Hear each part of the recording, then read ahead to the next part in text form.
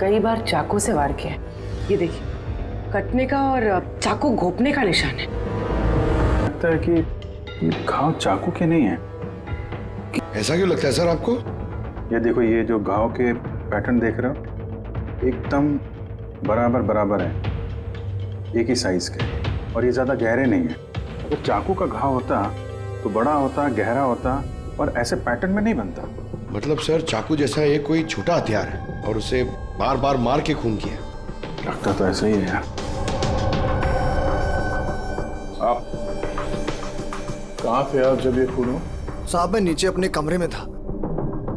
जब विवेक साहब की चीखने की आवाज सुनी तो मैं दौड़ के ऊपर आया। साहब मैंने दरवाजा खोलने की बहुत कोशिश की, लेकिन दरवाजा अंदर से बंद था। विवेक साहब अंदर से जोर जोर से चिल्ला रहे थे, इसलिए मैं दरवाजा तोड़ के अंदर गया और मैंने देखा कि जब दौड़ के अंदर आए तो आपने खूनी को नहीं देखा यहाँ पे? यही तो अजीब है साहब, खूनी दिखा ही नहीं।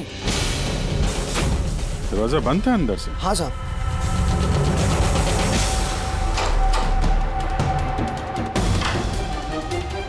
तुम अंदर आए तो यहाँ पे लाइट थी?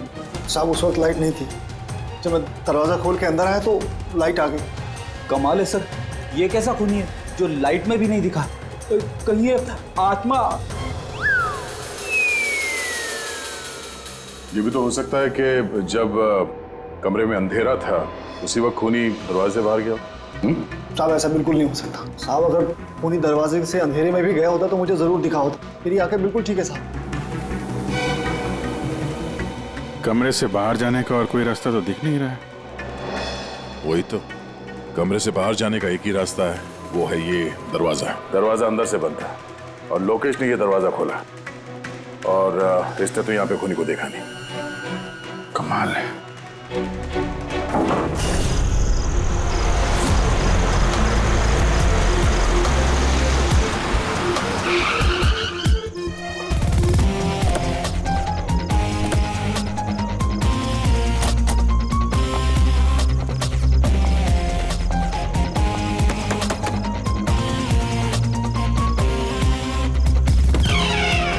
जी कहिए, किससे मिलना है? रोनी साहब को बोलो सीआईडी वाले आए। ठीक है।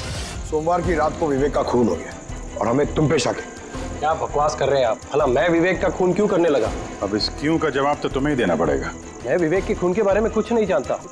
ये तो अभी अभी आप लोगों ने बताया, वो मैं जानता हूँ। देखो, ज्यादा भोलेपन का नाटक मत करो। साफ साफ बताओ, विवेक को क्यों मारा तुमने? सर मैंने विवेक का खून नहीं किया है, और वैसे भी उसके घर के बाहर सिक्योरिटी गार्ड थे, तो कोई कैसे उसके घर में घुसकर मार सकता है? सिक्योरिटी गार्ड्स कुछ नहीं कर पाए क्योंकि उन्हें कोई दिखाई नहीं। क्या मतलब? मतलब ये है कि एक ना दिखने वाला इंसान विवेक के घर में आया और उसने लाइट के जंक्शन बॉक्स के साथ कुछ छेड़छाड़ की, जिससे लाइट चली गई। सर लाइट चली गई? मैं पता लगाता हूँ। नहीं मिस्टर रॉनी, आप बाहर नहीं जाएंगे, अभी तो रुकिए, आपकी जान को खतरा है। ये वही खूनी हो सकता है। सिक्योरिटी! रॉनी आप हिलना मत। जी। सिक्योरिटी!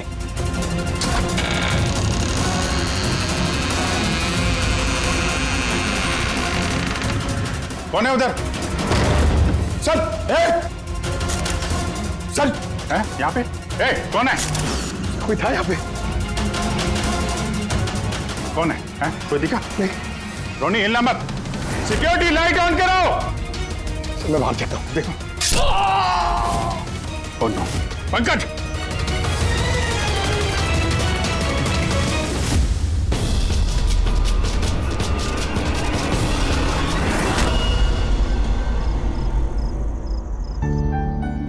वीना, आज दिन भर सिर्फ काम काम और काम ही रहा है।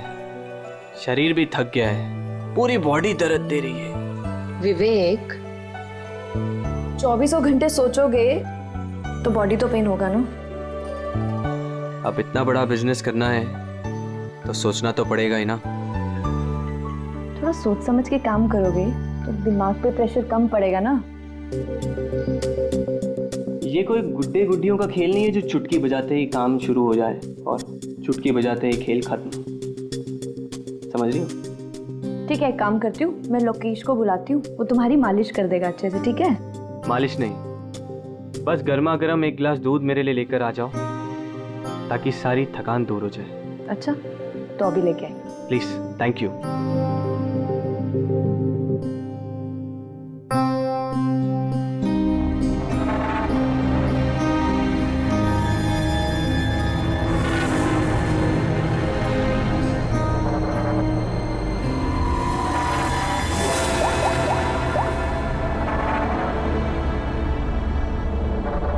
बोलिए विवेक साहब।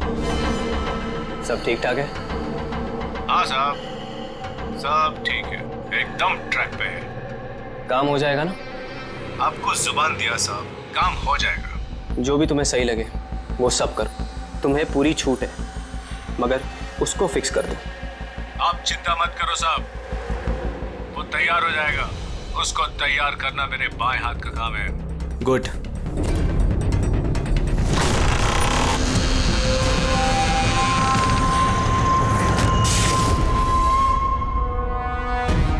ये लाइट्स को क्या हो गया? वीना, वीना तुम हो? वीना तुम बोलती क्यों नहीं? ये लाइट्स कैसे चली गई? लोकेश, वीना, कौन है? कौन है यहाँ पे? वीना मजाक मत करो। देखो, देखो मैं अंधेरे से नहीं डरता। विवेक साहब, विवेक साहब, विवेक साहब, लोकेश, वीना, लोकेश जल्दी आओ, कोई है कमरे में। विवेक साहब, विवेक साहब दरवाजा खोलिए। विवेक साहब, क्या हुआ साहब?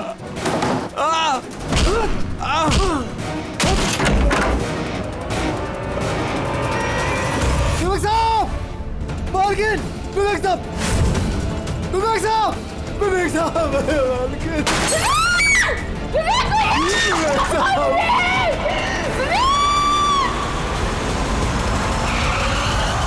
कई बार चाकू से वार किया है। ये देखिए, कटने का और चाकू घोंपने का निशान है। लगता है कि ये घाव चाकू के नहीं है। ऐसा क्यों लगता है सर आपको? ये देखो, ये जो घाव के पैटर्न देख रहे हो, एकदम बराबर बराबर है, एक ही साइज के, और ये ज्यादा गहरे नहीं है। अगर चाकू का घाव होता तो बड़ा होता, गहरा होता, और ऐसे पैटर्न में नहीं बनता। मतलब सर चाकू जैसा ये कोई छोटा हथियार है और उसे बार बार मार के खून किया। लगता तो ऐसा ही है यार। आप कहाँ थे आप जब ये खून हो? साहब मैं नीचे अपने कमरे में था। जब विवेक साहब की चीखने की आवाज सुनी तो मैं दौड़ के ऊपर आया। साहब मैंने दरवाजा खोलने की बहुत कोशिश की, लेकिन दरवाजा अंदर से बंद था। विवेक साहब अंदर से जोर जोर से चिल्ला रहे थे, इसलिए मैं दरवाजा तोड़ के अंदर गया और मैंने देखा कि जब दौड़ के अंदर आए तो आपने खूनी को नहीं देखा है फिर? यही तो अजीब है साहब, खूनी दिखा ही नहीं। दरवाजा बंद था अंदर से? हाँ साहब।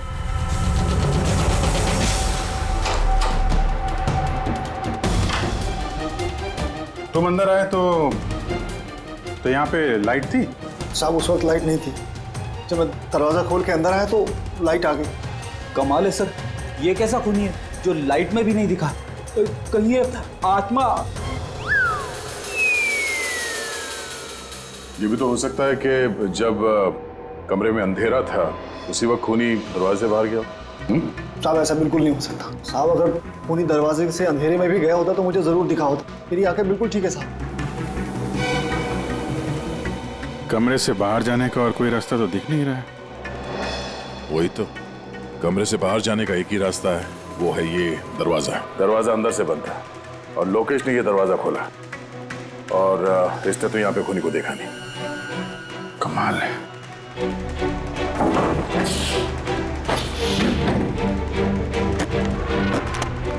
क्योंकि अंदर से बंद है, यहाँ से तो खूनी आ नहीं सकता। तो खूनी अंदर कैसे आया?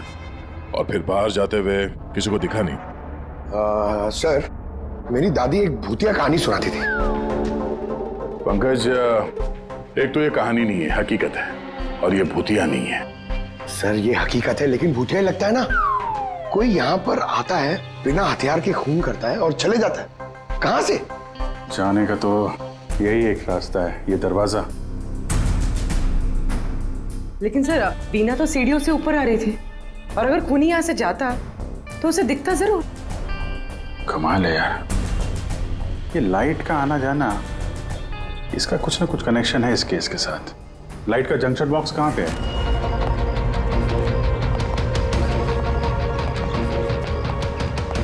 सर यही जंक्शन बॉक्स है।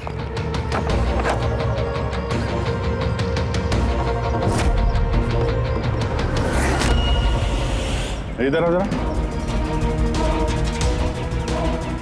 कल तुम ही ड्यूटी पे थे? मैं तो गेट पे था साहब। तुम्हारे गेट पे रहते कोई घर में घुस के खून कर गया, तुम्हें पता नहीं चला? देखिए साहब, मैं अपनी ड्यूटी पे अलर्ट रहता हूँ। ना कोई अंदर आया है ना कोई बाहर गया है। अलर्ट? तो क्या खूनी हवा में आया, हवा में गायब हो गया है? ये लाइट स्विच ऑफ किसने की थी यहाँ से? पता नहीं साहब, अचानक ऑफ हो गई। मैंने सोचा फ्यूज उड़ गया हो। या कोई स्पार्क वार्क हुआ था जंक्शन बॉक्स में? नहीं साहब, स्पार्क नहीं हुआ था। लाइट चली गई और जैसे लाइट चली गई मैं जंक्शन बॉक्स की तरफ दौड़ा। देखा बाकी सबके घर में लाइट है, हमारी क्यों नहीं? और देखा साहब जंक्शन बॉक्स खुला था, जंक्शन बॉक्स का स्विच भी बंद था और मैंने ऑन किया साहब। जैसे ही ऑन किया लाइट आ गई।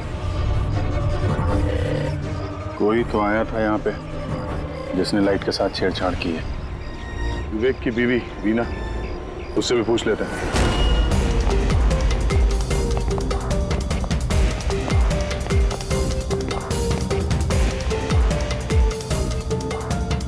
वीना जी, हमें मालूम है ये थोड़ा मुश्किल समय है आपके लिए, पर हम लोग भी थोड़े हैरान हैं कि यहाँ पे सबके रहते हुए विवेक का खून हो जाता है और किसी ने भी खूनी को देखा नहीं। सर इस बात का जवाब मेरे पास भी नहीं है। मैं खुद हैरान हूँ, खूनी कहाँ से हवा बनकर आया और कहाँ चला गया। मैं मेरे बच्चों को क्या जवाब दूंगी सर, उन पर क्या बीतेगी।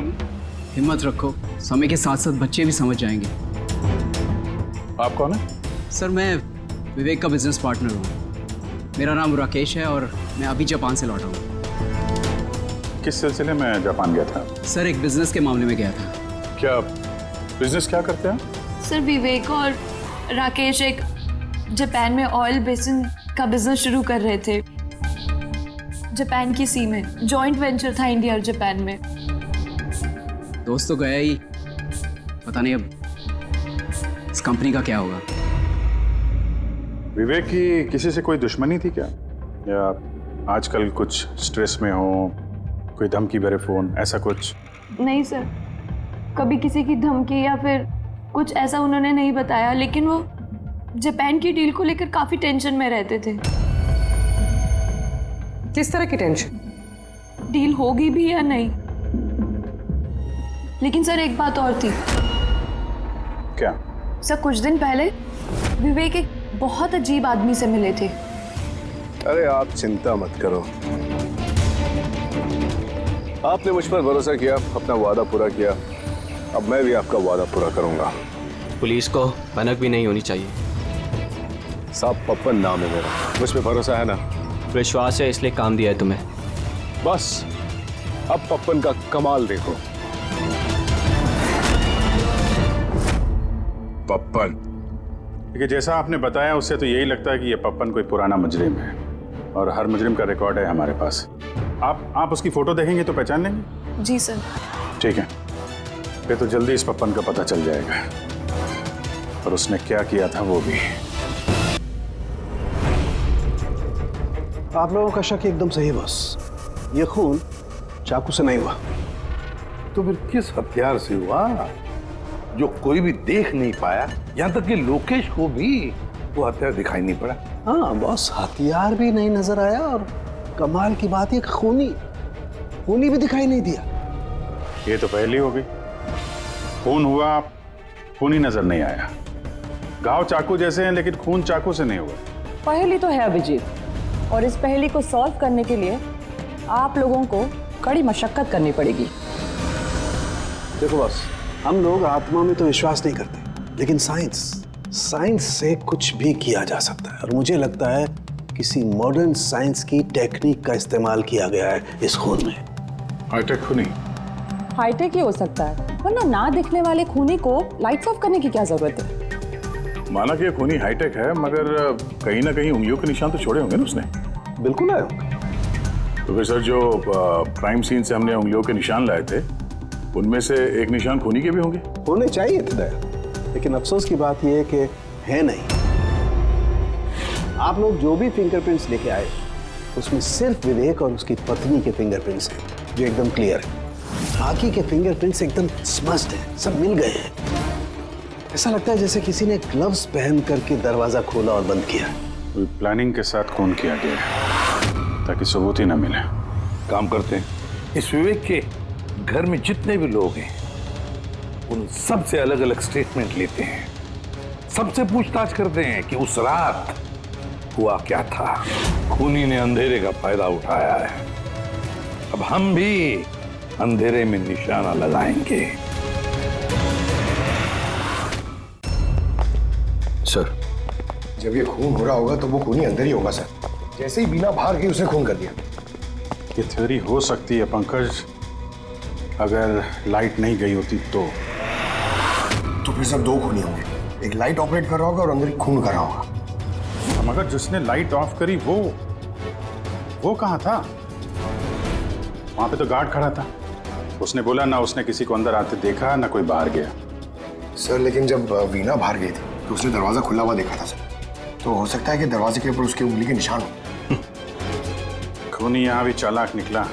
सारों के सामने बताया ना, यहाँ कमरे के अंदर हमें एक भी फिंगरप्रिंट्स नहीं मिले, एक भी। उसने हैंड ग्लव्स पहने होंगे सर, इसलिए शायद नहीं मिले। हैंड ग्लव्स तो पहने ही होंगे। विवेक की बॉडी यहाँ पड़ी थी, मतलब यहाँ कहीं खड़ा होगा। 1 मिनट यहाँ खड़े होना जरा पंकज। खूनी जब अंदर आया तो दरवाजा खुला हुआ था। जैसे ही लाइट गई खूनी अंदर आया, उसने दरवाजा बंद किया, अंधेरे में उसने विवेक का खून कर दिया। क्योंकि जब लोकेश आया था तो ये दरवाजा अंदर से बंद था। हाँ सर, खूनी अंदर ही होगा सर। करेक्ट। और जैसे ही लोकेश दरवाजा खोल के आया, खूनी चुपके से यहाँ से निकल गया। लेकिन अगर खूनी यहाँ से गया है तो लोकेश तो यहीं कहीं खड़ा था, उसे तो दिखना चाहिए था ना खूनी। लोकेश का कहना है उसने सिर्फ यहाँ पे विवेक की बॉडी देखी थी, खूनी उसे नजर नहीं आया। सर ये लोकेशन है, ये झूठ बोल रहा है सर। लगता तो नहीं है। इंटरोगेशन में अच्छे झूठ बोलने वाले ना लड़खड़ाने लगते हैं, उनकी जबान कांपने लगती है। ऐसा लगता नहीं है वो झूठ बोल रहा है। तो फिर कौन है ये आदमी? वीना ने उसे महसूस किया, लोकेश ने उसे महसूस किया, लेकिन देखा नहीं।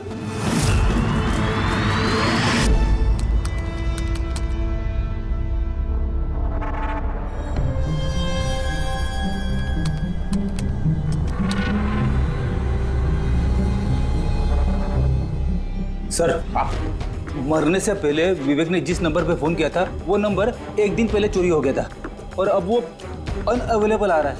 अनअवेलेबल है तो जरूर पप्पन का होगा। दया, पप्पन का नंबर होगा। क्या पता चला उसके बारे में? सर पूरी ट्रेस कर रही है, उसका क्रिमिनल रिकॉर्ड भी चेक करिए सर, बहुत जल्द पता चल जाएगा। यही है। यही है सर। हाँ सर ये देखिए सर, हमारे रिकॉर्ड्स में तो कई सारे पप्पन हैं, लेकिन वीना के बताए अनुसार ये वही आदमी जिसकी हमें तलाश है। सर ये वही आदमी है जिसे मैंने विवेक के साथ देखा था। हमारे रिकॉर्ड के हिसाब से तो ये मुजरिम बहुत ही खतरनाक है सर, खूनी है। और अगर विवेक ने इसे पैसे दिए हैं तो जरूर खून किया होगा इसने। और अभी ये बेल पे बाहर है और पुलिस स्टेशन पे हाजिरी देने के लिए जाता है रोज। कौन से पुलिस स्टेशन में जाता है ये हाजिरी देने के लिए?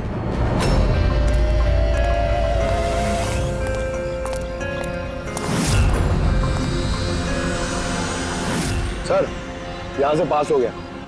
सब्जी ले लो भाई, सब्जी ले लो, सब्जी ले लो। सर, पप्पन यहाँ से निकल गया। ले भैया, तेरा ठेला संभाल ले। उसको उधर ही रोक के रख, चाहे वो रोए या हंसे, तुम उसकी चिंता मत कर। जब तक वो हमारे पास है, बाजी हमारे हाथ में है। तुम लोग मेरा इंतजार करो, और कुछ भी गड़बड़ हुआ ना, तुम में से किसी को नहीं छोड़ूंगा मैं। ये चिड़ी का गुलाम तुम्हारी तरफ गया था, देखना जरा।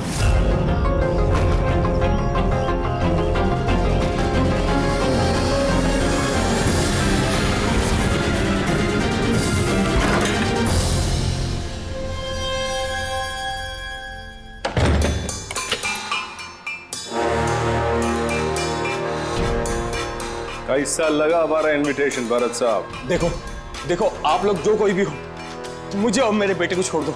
मैं आप लोगों से रहम की भीख मांगता हूँ, रहम। ओके फाइन, एक काम करो, मुझे तुम यहाँ पर रोक लो, लेकिन मेरे बेटे को छोड़ दो। मुझे ना तो तुम चाहिए ना तुम्हारा बेटा। मैं चाहता हूं कि तुम विवेक सर की बिड पास करो। विवेक सर खुश तो मैं खुश। ये पॉसिबल नहीं है। मैं इंडियन मिनिस्ट्री में एक एम्प्लॉय हूं। माना कि सारे कॉन्ट्रैक्ट मेरे जरिए पास होते, लेकिन मैं ऐसे ही किसी कंपनी का कॉन्ट्रैक्ट कैसे पास करवा दूं सर? मिस्टर भरत, तुम ना मामले की गंभीरता को नहीं समझ रहे हो। तुम्हारे बेटे के साथ क्या हो सकता है तुम सपने में भी नहीं सोच सकते। सपने में तुम भी नहीं सोच सकते कि अब तुम्हारे साथ क्या होने वाला है। सर, मैं मिनिस्ट्री की तरफ से काम कर रहा था। जितनी भी सील्ड बिड इंडियन फर्म्स की तरफ से होती है, उसका इंचार्ज था मैं। चीनी जापानी कंपनियों के पास अपने देश में नीलामी का कार्यालय था, लेकिन सभी भारतीय बोलियां उनके पास आई। किसी विदेशी कंपनी को भी कॉन्ट्रैक्ट मिला था क्या? नहीं सर, इसके बारे में सभी की कॉमन राय थी, क्योंकि भारतीयों के पास चीप लेबर और रॉ मटेरियल इजीली अवेलेबल था, इसलिए दूसरी विदेशी कंपनियों को कॉन्ट्रैक्ट मिलना मुश्किल था सर। सर, इस नीलामी का चक्कर तो समझ में आ गया। इस विवेक ने नीलामी को अपने फेवर में करने के लिए इनके बेटे को किडनैप किया, मगर विवेक को किसने मारा होगा और क्यों? ये काम तो जरूर किसी इंडियन कंपनी का ही है जो विवेक का कॉम्पिटिटर था। इसी चक्कर में हुआ ही है सर। वो लिस्ट लाए ना आप, जो विवेक के अलावा इंडियन मीडियर्स थे? ये सर, जैसा आपने कहा था, आपके अकॉर्डिंग ये मैंने लिस्ट तैयार की। Thank you. कार्तिक, विवेक, इन दोनों के अलावा राकेश, प्रमेश, शिवानी, रोनी और नवीन। अच्छा भरत जी, इनमें से आपको कौन लगता है जो विवेक के खिलाफ बोली लगाने वाला सबसे ज्यादा? सर, यानी ऐसा कोई आदमी जो विवेक के ये बिड जीतने से दुखी हो या फिर उसे कोई नुकसान हो? सर, ऐसे तो दो लोग हो सकते हैं, रोनी और नवीन। रोनी और नवीन, तो फिर मिल लो। इस रोनी और नवीन से पूछताछ करो, उनसे पता तो चले है कौन ऐसा जो बिना दिखे भी खून कर सकता है।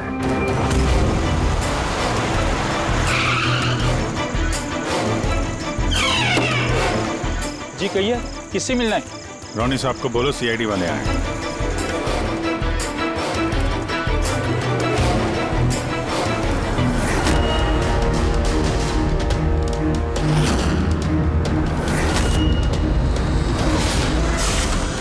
सर, लाइट चली गई? मैं पता लगाता हूँ लाइट। नहीं मिस्टर रोनी, आप बाहर नहीं जाएंगे, अभी तो रुकिए।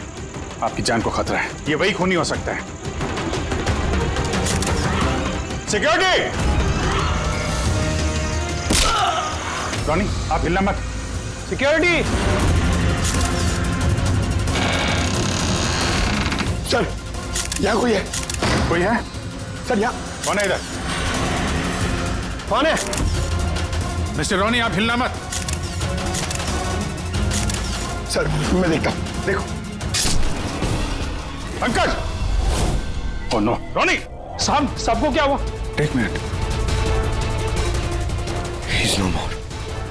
बाहर जाते हुए कोई दिखा था क्या? नहीं सर, मैं वहाँ जंक्शन पे गया, लाइट ऑन की और देखा कि हमारा दूसरा सिक्योरिटी गेट के पास बेहोश पड़ा हुआ है और मैं अंदर आ गया सर। Hello sir. सर, हम रोनी को बचा नहीं पाए। He's dead. ऐसा कैसे हो सकता है अभिजीत? खून तुम्हारे सामने हुआ और तुम कह रहे हो कि तुमने खूनी को देखा तक नहीं? हाँ सर, पहले तो हम सुनी सुनाई बातों पे यकीन कर रहे थे, पर यहाँ तो हम लोग वहाँ मौजूद थे सर, कोई नहीं दिखा। मतलब विवेक के खून की जैसा? हाँ सर। ये किस तरह का खूनी है सर, जो है मगर दिखाई नहीं देता? वही तो। पर इतना पक्का है कि मैंने वहाँ पे कुछ शैडो जैसी देखी थी, कुछ अजीब सी। एक्सप्लेन करना मुश्किल हो रहा है, मगर संख्य यार, फोटो से कुछ पता चल रहा है तुझे? बॉस, लगा हुआ तो हूँ, शायद कुछ हाथ लग जाए, लेकिन एक बात पक्की है, ये खून भी वैसे ही हुआ है जैसे इससे पहले को खून हुआ है। ये देखो, बस ये देखो, यहाँ फोटो में ये हल्की सी रोशनी में ये कुछ आकृति दिखाई दे रही है, शैडो जैसी, बिना आकार के।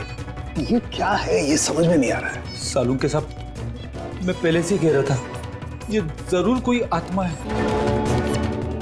सर, वो जो कोई भी था, मैंने उसे महसूस किया था सर। मैंने उसे पकड़ने की कोशिश की, लेकिन वो हाथ में ही नहीं है। देखो यार, ये आत्मा कुछ नहीं होता। बॉस, ये क्या है, ये अभी तक पता नहीं लगा पाया।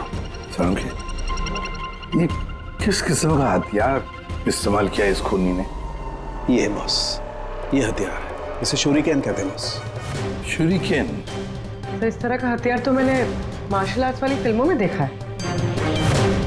अरे इसे तो वो निंजाज यूज करते हैं, वो निंजा। सर ये जापानीज हथियार है, निंजाज इस टाइप के हथियार इस्तेमाल करते हैं। जापान, निंजा, और ये ऑक्शन भी जापान में होने वाला है सर। तो कहीं इन सबका कनेक्शन जापान से तो नहीं? बिल्कुल है, जापान से कनेक्शन है। इस राकेश से मिलना पड़ेगा। वही गया था ना जापान, किसी डील के बारे में बात करने। राकेश, तुम विवेक के पार्टनर हो, है ना? तो तुम तो जरूर जानते होंगे कि विवेक ने बिड हासिल करने के लिए पप्पन नाम के किसी गुंडे को हायर किया था, भरत के बेटे को किडनैप करने के लिए, है ना? नहीं सर, इसके बारे में मुझे कुछ भी मालूम नहीं। अरे ऐसा कैसे हो सकता है? इतनी बड़ी बात और पार्टनर को पता नहीं? सर वो मुझसे काफ़ी बातें छुपाता था, इसलिए बिजनेस में भी लॉस हो रहा था। वो इतना बेताब रहता था कि लॉस कवर करने के लिए वो क्या क्या करता था और कहाँ कहाँ जाता था मुझे बिल्कुल मालूम नहीं है। अच्छा, वैसे आप जापान गए थे ना विवेक के खून से पहले? हाँ गया था। क्या करने गए थे आप? ऑलरेडी प्रोजेक्ट का मामला था, इसके लिए मैं जापान गया था, मगर विवेक यहीं से सारे ऑपरेशन हैंडल कर रहा था। ऑयल का प्रोजेक्ट? तो क्या प्रोजेक्ट था, जरा डिटेल में बताओ तो सही। जापान में एक द्वीप है जिसे ऐतिहासिक और पवित्र माना जाता है। वहाँ के लोग ऑलरेडी प्रोजेक्ट को लगाने के लिए मना कर रहे थे। पवित्र समंती द्वीप? क्या पवित्र है उस आइलैंड में? कुछ पुराने योद्धाओं को वहाँ पे दफनाया गया था, जैसे समुराइज, रॉनिन्स और निंजास। सामुराई, रॉनिन, निंजास, पुराने योद्धाओं को दफना दिया था वहां पर। सर ये कोई इत्तेफाक है या कुछ और? ये जो निंजास है ये पुराने दौर के हथियारे थे सर जापान में, पर आज भी काफी लोग इन लोगों को मानते हैं। तो वो लोग नहीं चाहते होंगे कि उस जगह पे ये ऑयल ड्रिलिंग हो और उन लोगों ने इन्हें। हाँ हो सकता है दया, हो सकता है, पर ये भी तो हो सकता है कि इन लोगों की आपसी दुश्मनी, कोई बिजनेस राइवल। सर ये नवीन तो नहीं हो सकता क्योंकि जब दूसरा खून हुआ तब मैं और पूर्वी उसी के साथ थे। तो फिर ये बचे 3 बिडर्स, शिवानी, प्रमेश और कार्तिक, तीनों को बुला लेते हैं यहाँ पर।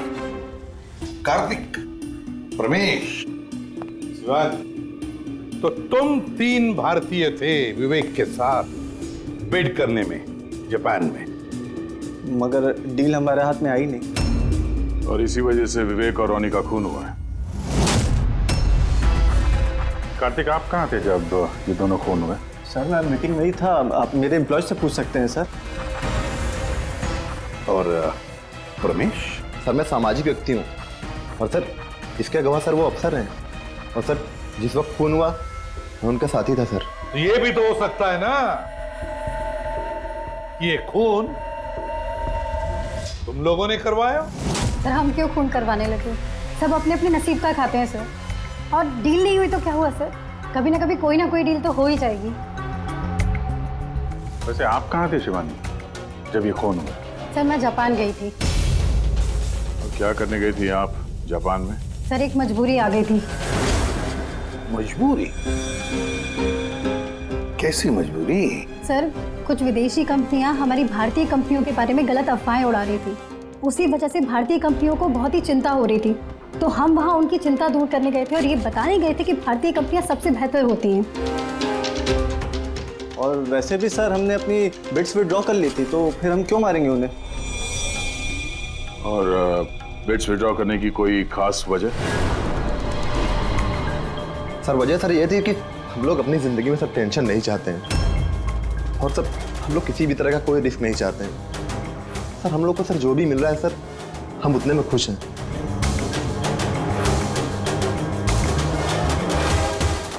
सर अब तो ये नवीन ही बचा, इसने तो बिट भी वापस नहीं लिया। तो कहीं नवीन ने तो नहीं ये सब किया? या फिर ये भी तो हो सकता है कि अगला शिकार नवीन ही हो। नवीन, तुमने बिट क्यों नहीं कैंसिल की जब सारे लोग पीछे हट गए थे?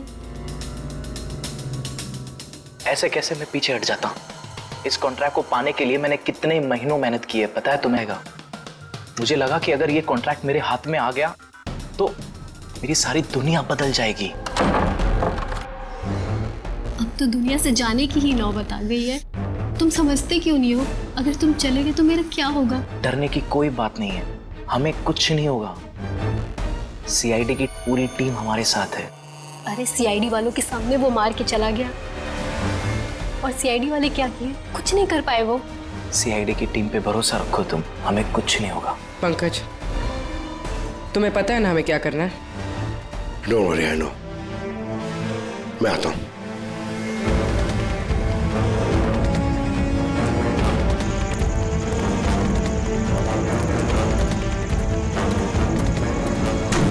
ये है वो जंक्शन बॉक्स जिसकी वजह से सारा पंगा हो रहा है। मैं देखता हूं ये कौन है। ये जगह सही है।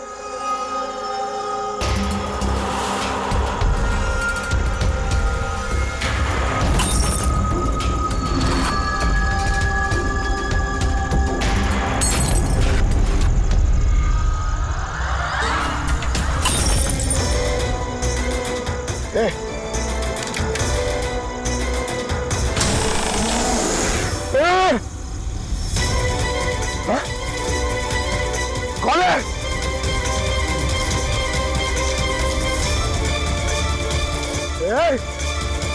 मारा!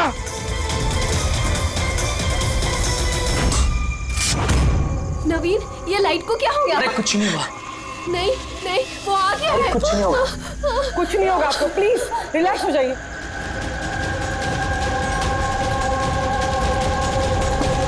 रिलैक्स हो जाइए। सामने आओ, वो तुम्हें मार डालेगा। अरे नहीं। कौन है यहाँ पे?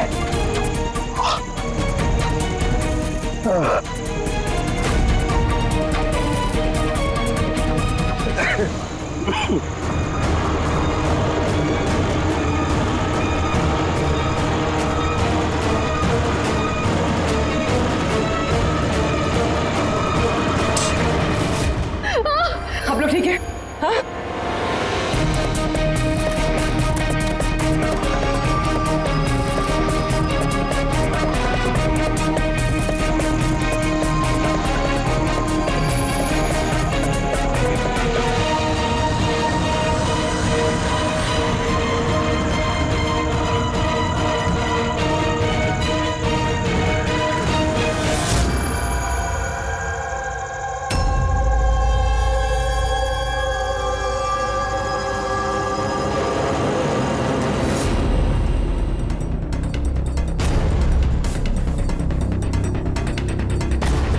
सर, मैंने वहां पर 6 गोलियां चलाई थी। उनमें से 5 गोलियां तो मिल गई, मगर एक गोली उस खूनी को जरूर लगी है।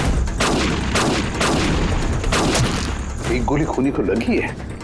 तो पूरी तुम यकीन नहीं सब कैसे कह सकती हो कि 6 में से एक गोली खूनी को लगी है? क्या वहां पे कोई खून वगैरह गिरा था? नहीं सर, खून तो नहीं था वहां पर, लेकिन गोली लगने की आवाज जरूर आई थी। अगर गोली लगी है तो खून तो निकलेगा ही।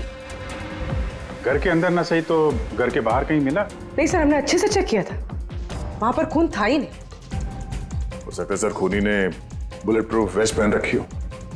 और सर ये भी तो हो सकता है कि ये काला कपड़ा उस बुलेट प्रूफ वेस्ट का टुकड़ा हो। सर के इस काले कपड़े के टुकड़े से कुछ पता चल रहा है तुझे? नहीं बॉस, इस कपड़े पर से भी खून के ट्रेसेस तो नहीं मिले। खून के अलावा कुछ मिला तुझे? हाँ,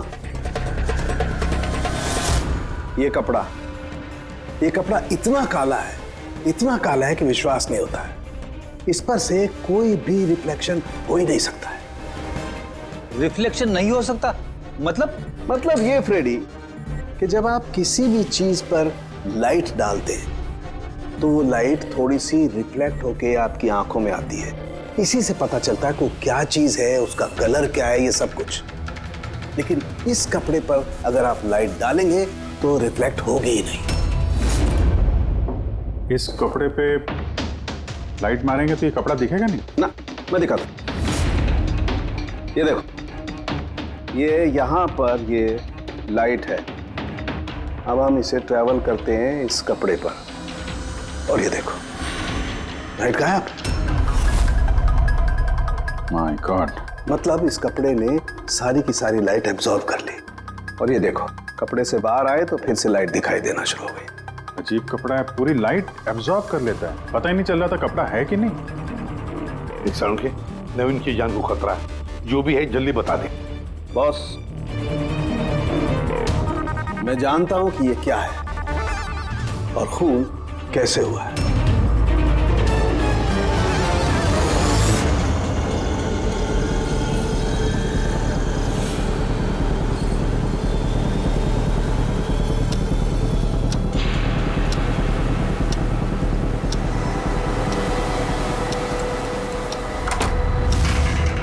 शिखा, क्या हुआ तुम्हें?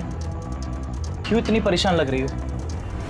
हमें कुछ नहीं होगा, रिलैक्स हो जाओ।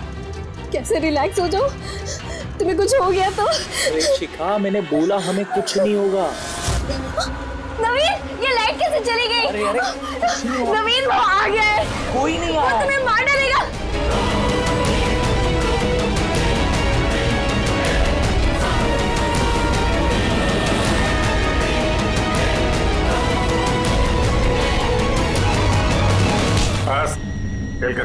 एक गिलास दूध अपने हाथों से लेकर आ जाओ, सारी थकान दूर हो जाएगी। अच्छा, अभी लेकर आती हूँ। Please, thank you.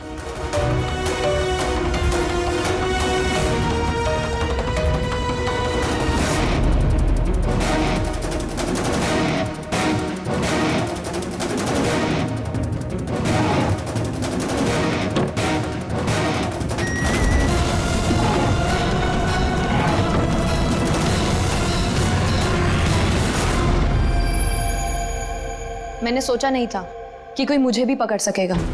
हमने भी नहीं सोचा था कि एक पत्नी अपने पति का खून कर देगी। अपराधी चाहे जितना दिमाग लगाकर अपराध को अंजाम दे, कहीं ना कहीं उससे कोई ना कोई गलती हो ही जाती है। मैंने तो कोई गलती नहीं करी, फिर भी आप लोगों ने मुझे पकड़ लिया। नहीं, गलती हुई तुमसे। ये कपड़ा पहन के तुमने बहुत अकलमंदी दिखाई थी, लेकिन इस कपड़े का टुकड़ा हमें खिड़की में से मिल गया और खिड़की पे फंसा हुआ वो कपड़ा हमारे लिए सबूत बन गया और उसी कपड़े की वजह से तुम हमारे पकड़ में आ गई। ये कैसा कपड़ा है सर? मैंने इसके बारे में पहले सिर्फ सुना था बॉस। मुझे पता नहीं था कि इसका इस्तेमाल किया जा सकता है, वो भी इस तरीके से। इसे जिस व्यक्ति ने बनाया उसने अपने हिसाब से इसको नाम दिया। लेकिन एक बात पक्की है, ये दुनिया की सबसे ज्यादा काली चीज है। मैं तो कुछ समझा नहीं। सीधे तरीके से ये बात है फ्रेडी कि अगर इस कपड़े का कोई सूट बना करके पहन लेगा, वो व्यक्ति आपको दिखाई नहीं देगा तब तक जब तक कि उसके आसपास की सारी लाइट्स एलिमिनेट ना हो जाए। वो दिखाई नहीं देगा। अगर दिखाई देगा तो सिर्फ एक आकृति दिखाई देगी, एक छाया, वो भी बिना किसी रूप के। ये एक 3D से 2D में बदल जाने की प्रक्रिया है। अरे सर, कोई तो लाइट होगी जिससे ये दिखे। ऐसी कोई लाइट नहीं है, ना इंफ्रारेड लाइट, ना यूवी लाइट, ना ही लाइट स्पेक्ट्रम।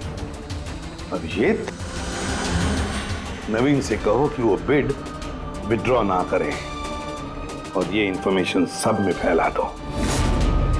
सर, इस बात के फैलते ही उस पर फिर से हमला हो सकता है। यही तो हम चाहते हैं पूर्वी, यही तो हम चाहते हैं। ये ब्लैक फैब्रिक लाइट को एब्जॉर्ब कर लेता है, लेकिन हीट को एब्जॉर्ब नहीं करता। हीट को तो रिफ्लेक्ट करेगा ही। हम खूनी को पकड़ेंगे थर्मल विजन से।